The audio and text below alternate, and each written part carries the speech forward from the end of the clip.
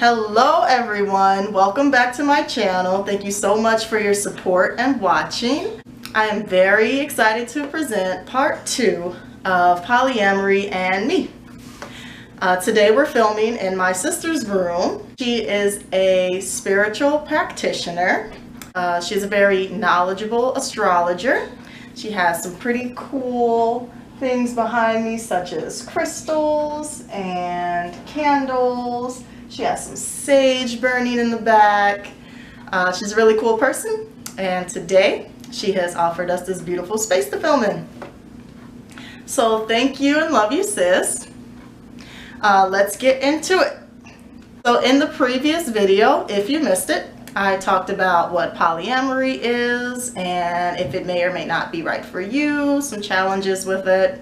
And I will also post a link in the description so that you can check that out, just in case you're a little lost from today's video. You can definitely watch that and get caught up. There are 3 big concerns when it comes to living a polyamorous lifestyle, and I often get asked, are you ever going to get married and settle down? What about finding the one? How could you ever find, your one true love if you're constantly accepting new partners? And also, what would your son think?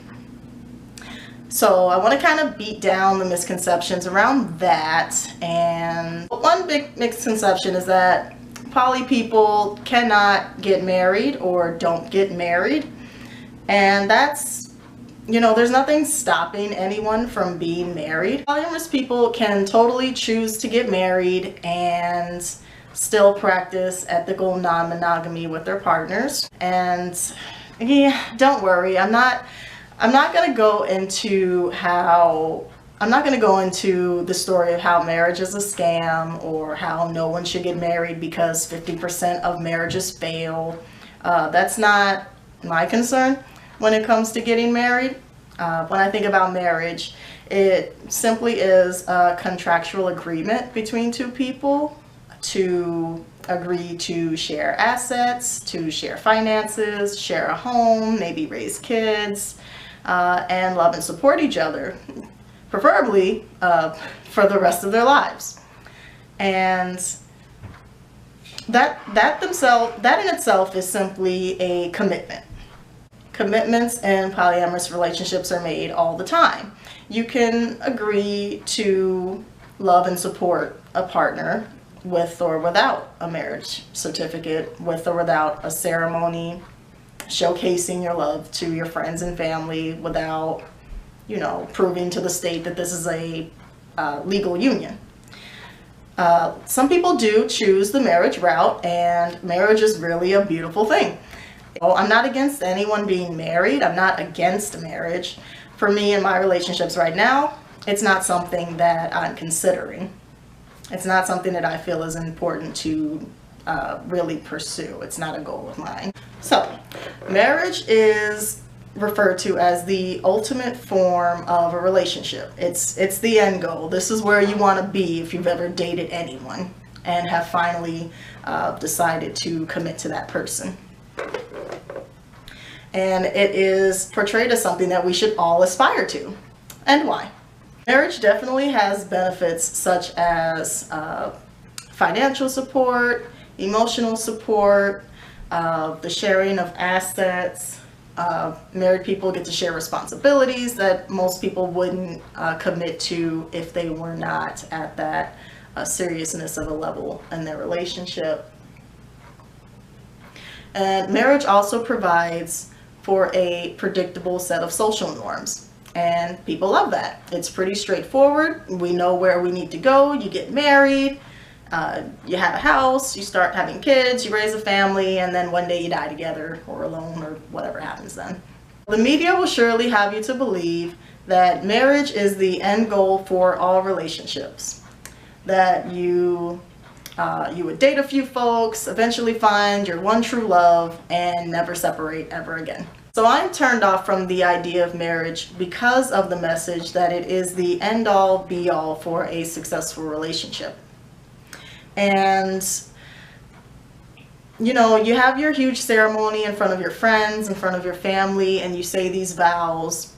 basically promising to the other person that you will never leave them, you will always be there as their support, and nothing can ever tear you apart, because that's what a marriage is. You don't get to leave. We're here in this together forever. And obviously it's just not as common of a situation as the media would portray it to be. The harsh truth is that nothing in this world lasts forever. And when it comes to a marriage, however, there's so much pressure for people to get married and to find the one, that it can create unnecessary stress on the individuals that are in the relationship, because they're being set up to these such high standards that they can never leave. They must endure any and all hardships that can come between them, and no matter what, they have to come out on the other end, still together. That would be what TV, what movies would show you would be a successful relationship. That even though a partner had become sick, they still stayed together and worked it out until the partner got better. Even if there was cheating, they learned to trust each other, and it was hard and they worked it out and everything's fine.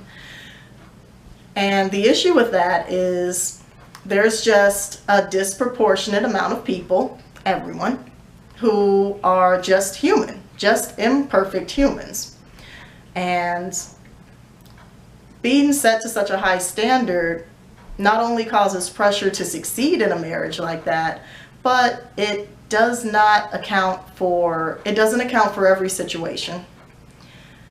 One thing that's actually worse than being in a relationship that may actually be falling apart would be leaving the relationship. And it's not even so much as leaving a relationship, but once you put yourself in the position of marriage, that stigma of divorce is almost just as bad as staying in a relationship that may have simply had its time. Well, the media will show you some of these possibilities that can happen to cause strain on your relationship. And those could range from job loss, mixed family values. They can be people changing over time, gaining different interests.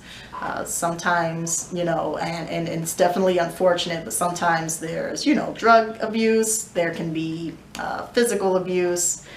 There could be, these kinds of things make great for movies, because it's a movie. They have to create a hardship for you to overcome.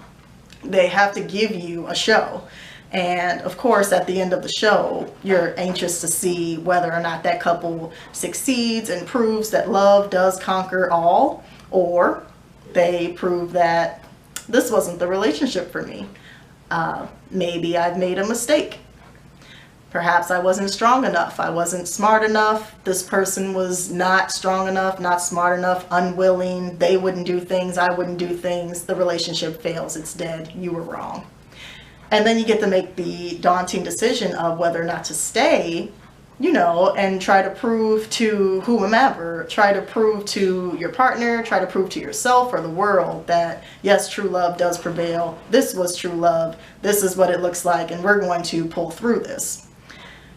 And it simply sets you up for a situation where you're trying to recreate this movie scene that someone wrote as a script that is descriptive of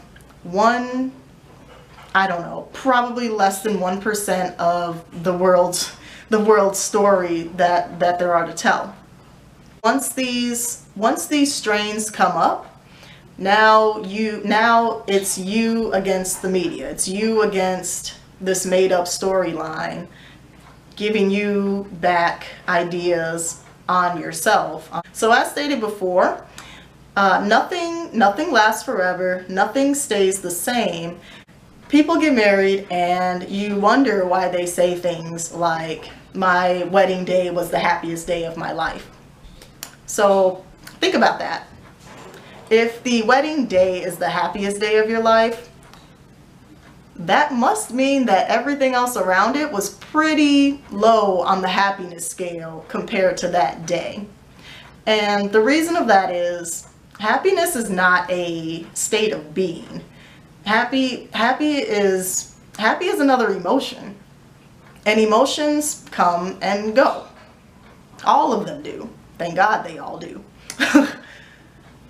So when you're come to say that, you know, when the media is showing you these things purporting that marriage is, you know, the way to happiness, that this is the happiest you can ever get, it's not sending a good message to people. It's not preparing you for, you know, they're not preparing you correctly for what's to come in a marriage. What's to come in a marriage is just about what's to come in any relationship, with or without, you know, a certificate, with or without the written commitment, with or without a ceremony. So the tragic thing with marriage is that you get into it thinking that this is the beginning of a state of happiness, that nothing can tear you guys down, that nothing can ruin you, as long as there's love, as long as you continue to love and care for your partner, that everything will be okay. It's never to say that it's not worth working on your relationship, that when these problems come about, you should, you know, decide that the happiness has ended, that, you know, the honeymoon's over and your life's basically going downhill. But it's to say that you don't want to go into your marriage. You don't want to go into your marriage with the false belief that it's going to be like the movies, and we are unpredictable. We are unpredictable, unperfect, and to place so much pressure on one person to bring you to a state of happiness such as that is simply unfair. It is unfair because they cannot. Your partner, your spouse, your partner, your spouse, they're just people like you, and we're all doing the best we can, and we all want to do our best to make a relationship last. And the reality of it is that despite our efforts, there will be stories that don't work out the way that we want them to. And when that happens, the last thing I would want you to do is believe that you have failed, that marriage is such an achievement that if you suddenly become unmarried, if you divorce, if it doesn't work out, that this is a reflection of you, and it is very much not. It is not a reflection of you or your efforts to love and care for this person. Because of course you would not have gotten married if you did not believe you were going to try to make this a valuable thing. And so this is where I'm turned off to the idea of marriage, because, or at least the way that it's presented in the media, it turns me off to the idea, because we're just humans. We do the best we can all the time, and we do not all the time get the best results. And that's not a reflection of you. It's just that, you know, some things happen and some things don't, and we can't control everything. My advice for anyone who's considering marriage would be to take the pressure off of it. Your marriage is not for anyone but the two people who are getting married. You don't have to feel like you must stay together forever. Like, a marriage is not about how long you get to stay with someone. It's simply committing yourself to someone on earth. You're saying that I want you around, I want to be here for you and your experience, no matter what. And that could include things that don't follow your plan of no matter what. We often think that, oh yeah, if my partner cheats, I can get over that, we can work through it. What if they don't ever cheat? What if they want to move to another state without you? What if that's really their plan? Is that it's not your plan? You didn't expect this. Maybe they suddenly want lots of kids, and that's not your plan. You didn't think that was going to happen. And now you're in this marriage where you can't leave. You've already told all your friends and family that you were going to be here forever no matter what. and some people throw religion in there, and now it's you and God, and now you can't prove God wrong. You told him you were going to do this. You told her you were going to do this. So the fact of the matter is you want to go into your marriage aware that this is not a fairy tale. This is real life, and this is a human being with wants and passions and a story to write on their own, just like you. So, despite popular belief, everyone will not find the one. There is not a one out there for everyone. So, there are seriously over 7 billion people on Earth, and you simply cannot be worried about finding a singular individual who will finally treat you right, love you the right way, someone that just gets you and understands you, and will also commit to being with only you forever. It's not plausible. It's possible, but the reality of it is, you know, there's literally 7 billion people on Earth, and half of them are on the other side of the Earth and don't even speak English. They don't speak your language, and you're worried about moving to another state because people over there are more like you, and you're more likely to find your one true love over there. It's not, you know, impossible, but that's another way that, you know, TV and movies will definitely try to mold your mind into thinking that everybody on Earth is destined to find their one true love. And when it comes to a one true love, just breaking down the word will allow you to see that this is not a tangible thing. So, a true love. People truly love you every day. Your family loves you, your friends love you, your kids love you. There's true love everywhere. You can find it. If you're not accepting that true love, that could be a different story. If you're not realizing your true loves, that could be a different story. But to set your sights on a singular human being on Earth that is even remotely close to that perfect picture that you have, that person that you think exists, you can get damn close. You can get damn close. It's not a far off mission, and I'm definitely not saying that you should give up the fight, that you should stop looking for someone who treats you well, someone who is into the same things as you. You definitely, you know, it's not, I don't want you to feel like I'm saying give up because it's just not possible. It does not benefit you to operate out of a mindset that there's somebody at the top of the pyramid and the pyramid's literally upside down. The pyramid is literally upside down. If you have been dating around, if you have been, you know, meeting people and getting to know people, and people are they're just not seeming to fit. If you are, you know, just tired of looking for the one, I would recommend that you go back home and take a look in the mirror, because that one person is you. The only person who is capable of loving you the way that you want to, specifically, perfectly, the right way, is going to be yourself. There is no one person that's going to appear in your life that's going to just, you know, end your search for happiness and the one. They don't exist. They can get damn close.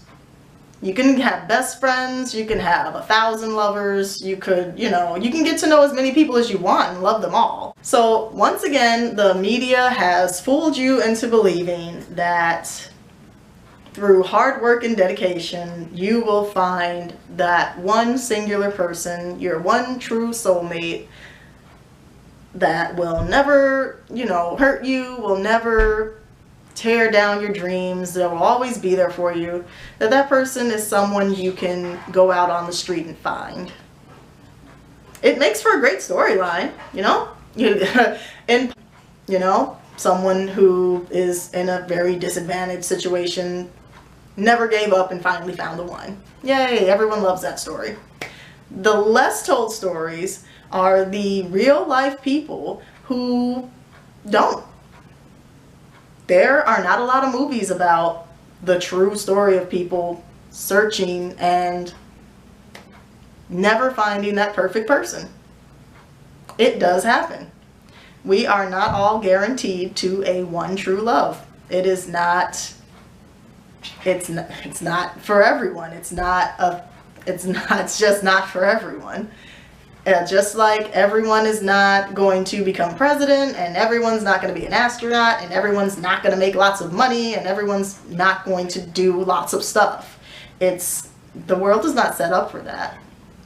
We are not guaranteed to every success that the media says we should be getting. It is just that. It's just what they just create these high standards for us to live up to, so that we continue as a society to move forward and progress and work towards things. But you'll come to find out that all of the tricks and gimmicks to finding happiness, they don't lead to much happiness. You might feel good when you obtain them. You know, maybe you did get a really high-paying job. It does make you feel good. It makes you feel confident. But what it does is just that. It makes you feel something for the moment. And it might make your life more comfortable. It might make it better. It can very well do that. But to say that it's going to set you to a perpetual state of happiness, it is not. It will not. And it goes back to the happiness factor. Apparently polyamorous people can't be happy because they will never find the one. They're never satisfied. And it's just not, you know, it's a little disheartening to hear such things, that because of your dating style that you won't be able to find happiness. You are incapable. And I want to definitely break that down, because, you know, happiness is not something you go out in the world and grab. It's not something you work for. It's something that you find in yourself when you start to sit down and look inside of yourself and really break down why you feel unhappy, or why you feel lonely, why you believe that someone out there is going to fill that void, that hole that they honestly can't see. Of people that can attest to being surrounded by friends and family and feeling lonely. The feeling inside is not going to subside just with the presence of a person. Some of us do need therapy to be able to kind of work those kinks out and figure out what exactly we need to be able to feel better and get out of that state of feeling lonely. But, you know, going out into the world and believing that these other human beings are going to provide you with a happiness, or provide you with a void to fill, provide filling for the void, it's erroneous thinking, and it does not set you up for success. Now I'm going to give you one of those hard pills to swallow. We are not all going to find the one. We are not all going to find the one. We are not all going to find the one. It is not going to happen for some of us. And that sounds really sad. But the truth is, the good part in that, the best part about that is that's okay.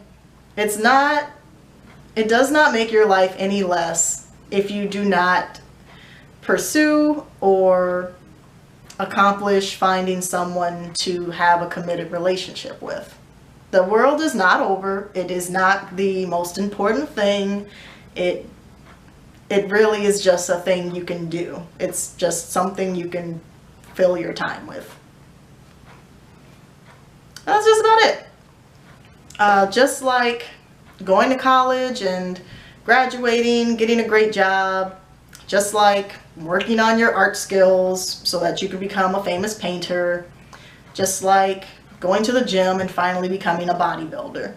These are things you can do. The life is full of things you can do, and not pursuing a relationship, not pursuing a goal, it doesn't have any effect on the value of person that you are. You are still highly valuable to Earth and to the people around you. And I never want you to feel like just because you're single, or maybe you don't have as many partners as you want, that you have missed an achievement in life. You definitely have not. If that is the case, there are many things you aren't doing right now that could cause, your life to turn into turmoil, but you're not thinking about that, Since it's true that we will not all find that one true love, what else is there for us? It's literally everything else. Everything else is for us. That's one thing that may not happen, that is not guaranteed for us all. Just like some of us don't have a best friend. Just like some of us don't have 1,000 best friends. It's just like some of us, we don't all have different types of relationships. What I'm meaning is, you don't want to diminish the value of the friendships and relationships and connections that you have with the people around you, searching for one specific, might not be out there type of relationship. You might have coworkers that really care about you, that you can hang out with after work. You have family that miss you, that you don't see, and you just don't talk to them. You're not angry at them, you're just not speaking to them because, I don't know, you don't think they're people, probably. You're not finding value in them, you're skipping over it. Because we all have many types of relationships. When I say relationships, I mean simply the way that you relate to another person. So that could be, like I said, that could be a friend, it could be a coworker, it could be a family member, it could be an associate. Those are relationships. Those are people you can turn to for many different reasons. Many different reasons. For friendship, for emotional support, you can turn to them for money, some of them. Some people like giving out money to their friends. Where are my money giving friends at? I know y'all ain't here. That's cool. So, do not let the media determine your value by your relationship status. Do not, do not, do not. It is not the most important thing in the world. And the most important thing in the world would be you. And it would be how you choose to stay present in the moment and enjoy the things that you have. It's very difficult to just enjoy what we have when we are constantly being told we should be chasing after happiness. You are all amazing human beings who are capable of way more than just getting a boyfriend or getting married, having kids, getting a house. You are way more valuable than that to the planet, to the universe. You are not your relationship status. You are not the number of partners you have or lack thereof. You are an amazing being and are definitely worthy of love and support and kindness from all the people around you. So, lots of people want to know what my son thinks about me and my polyamorous lifestyle. Well, children aren't people and they don't think. So, there you go. Oh no, I'm just kidding. I'm just kidding. My son's a very bright person. And there's actually a pretty funny story that I had asked my son. I asked him how did he feel about one of my boyfriends. And he legit responded, well, I kinda already have a dad, so... And there you go. So that's what he thinks about it. So after hearing that, I took it as though it's not important for me to bring any of my partners around to hang out with me and my son. It's not important for them to really get to know each other. My relationships are for myself. They're for my own enjoyment. They're for my own needs. and my son does not want to be a part of it. He doesn't want to have a family that looks like, he doesn't want to have an extended family in that way. I know there's a bandwagon of women somewhere shaking their fists and with torches saying, but we're a package deal. And that's great. If your relationship is built in a way where you want to have a family unit, that is beautiful and you should definitely go for that.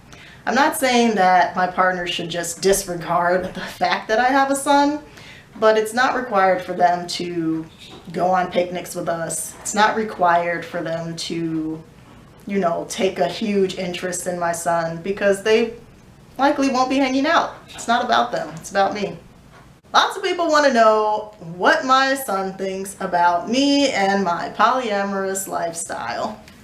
Well, children aren't people and they don't think. So there you go.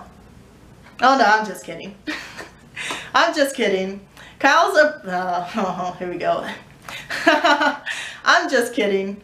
My son's a very bright person, and children are very well affected by the choices and decisions that we make, whether they are directly part of those decisions or not, whether they're just in the background observing. So there was a time when I did ask. So there's actually a pretty funny story that I had asked my son.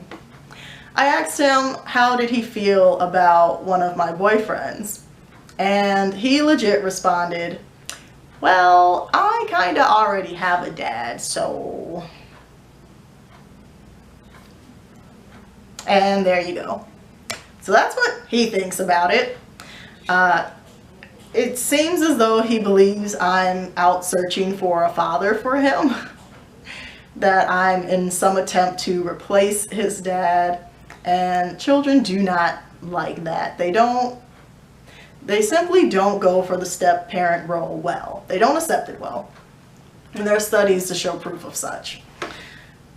And after hearing that, I basically, you know, took it as, you know, I don't need, So after hearing that, I took it as though it's not important for me to bring any of my partners around to hang out with me and my son. It's not important for them to really get to know each other.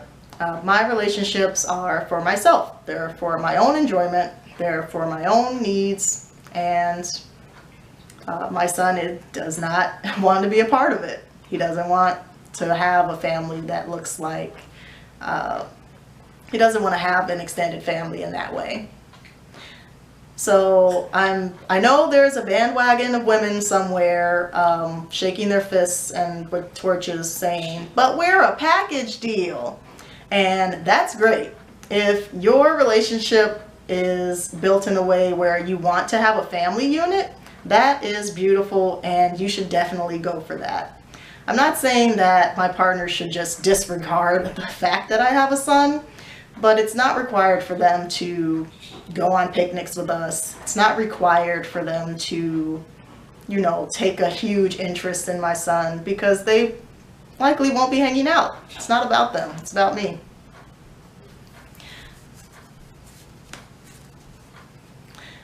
And, okay.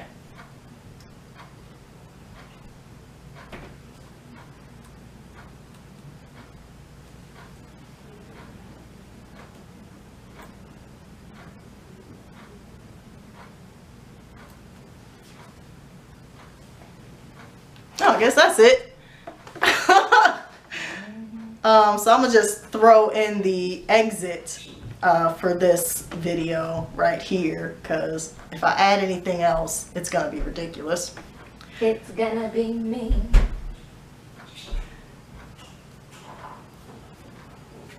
So now you have this wonderful